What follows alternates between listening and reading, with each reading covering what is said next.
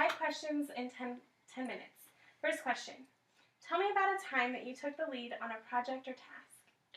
Well, I mean, I've had a lot of opportunities to take over a task and to be able to see it through to the end. And I remember in high school, I had this really awesome opportunity where we had a program in our school designed to stop bullying because it was a huge problem that we were having in our area. And I remember during that time that we were having a lot of difficulty starting the program because there were people who weren't really doers and didn't really know how to get that accomplished. So I took that as an opportunity for me to be able to take the lead on that and to take the opinions of everyone else because there were so many people with so many great opinions, and I wanted to be able to use those opinions and apply them to the situation to be able to get the best results. So I managed all of the different things that were happening in the group, and eventually we our big event was our assembly that we had to do. Even though we had a few smaller, peer mediation, freshman mentoring, things like that we did in the process intermittently, but we finally ended up with our assembly, and it was an incredible opportunity to see that those different views that we were able to add to the whole situation were able to be, come together and create such a remarkable thing that eventually helped our school a lot. Okay. Describe a time you empowered someone else by delegation. Well, in high school, I had a really cool job. I worked as a manager for our local movie theaters. And at that job, I had not only the chance to work in the theaters, but also to understand the business side of the theater. And we also worked with the Elko Cinema Society to do the Elko Film Festival. And that was a really interesting opportunity that I had to be able to figure out exactly what I had to do in order to make this huge project happen. And so that year we were doing the Elko Film Festival, and I was assigned to be in charge of it. And there were all of these different people that were available to help me, and I knew that I knew exactly what I wanted. I had this picture of exactly what I wanted to accomplish and what I wanted the film festival to be. And at that time it was difficult for me because I knew what I wanted, and I didn't know if those people knew what they wanted or were able to do what I needed them to. And so I took on a lot at once, and it wasn't until eventually that I found out that I couldn't do it all, on my own, and that I had to have some help, that I went to those people that were willing to help me. And it turns out that there were some people with some incredible abilities. Even though I wasn't able to delegate at first, after I found that those people were, had those skills, that it really helped to make the best film festival that we could possibly have. And I remember this one person that was helping, his name was Jonathan, and he really had a lot of talent and creativity, and he wanted to go to school for marketing, and so I put him in charge of marketing and public relations, and he did incredibly. We would never have had such a successful time if I hadn't delegated that to him, and him succeeded so much. And so that was a time that I really got to see him be empowered through just getting a task that I was able to give him. Thank you. Describe one of your long and short-term goals. Absolutely.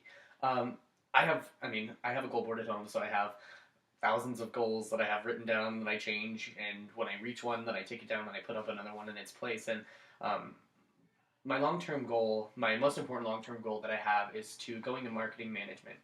One of my short-term goals is that I'm interested in soon becoming a bigger part of my fraternity. I recently joined a fraternity, and it's been an incredible opportunity so far. I mean, meeting the people that I've met and being able to pursue something different and eventually have that end game that fraternities can give to you. And so hopefully eventually my short-term goal is to be able to gain a leadership position in my fraternity and to be able to help them be successful as well.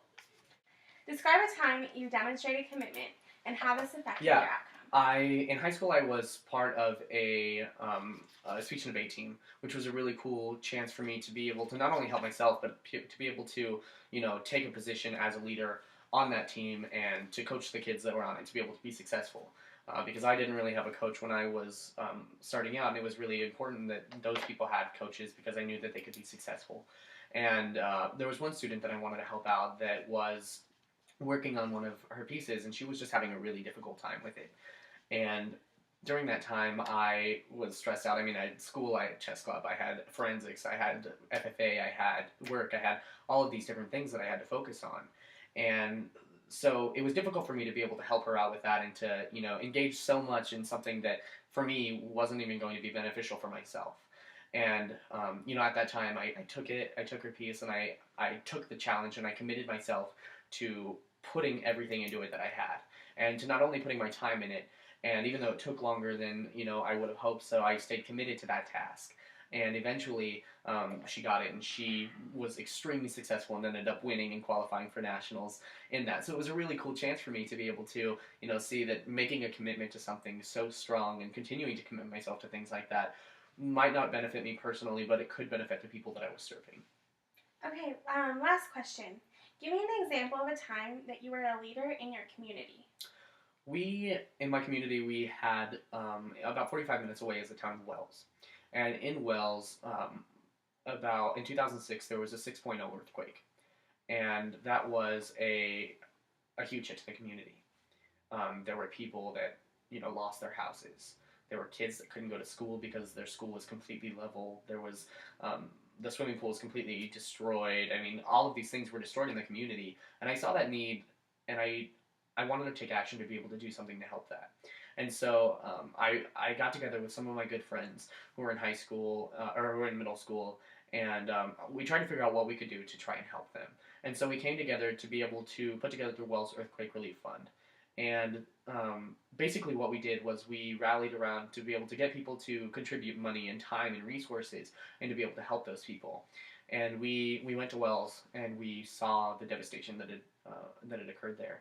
And to be able to see all of those people that we were helping to go from, a child that doesn't have school to go to anymore, and to be able to try and help to rebuild that community, and to see on their face the joy that they had from being someone showing compassion to them was really cool for me to be able to participate in, and to be able to, prove that I had, done something to help others and seen the benefit of that. Well, thank you. That's all I have. Thank you.